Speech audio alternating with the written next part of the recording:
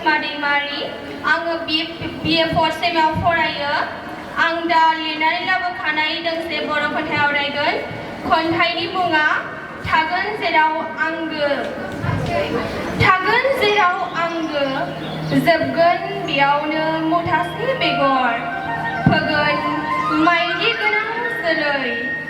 आं हारसिंनि दावबायारि सायख्लुम लागोन खर'सायाव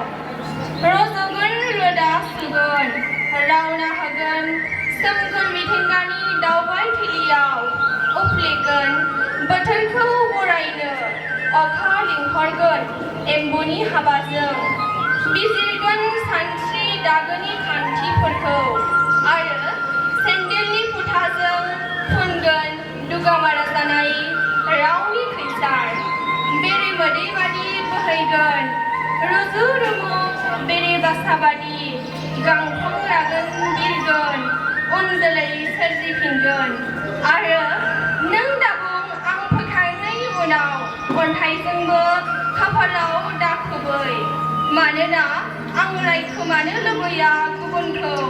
रायखोमानोबो नाङा दै गुबुंले होना आरो दाहो आंनि साखाथि फाखाथि मानोना बै सानखालि गोरान जालांनाय बरादनि बिलोंफोरा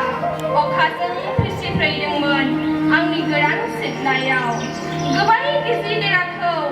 आरो थुस्लिमलांदोंमोन जेराव आं थागोन बेयावनो आंबो थागोन एसेनोसै खन्थाइया जोबथां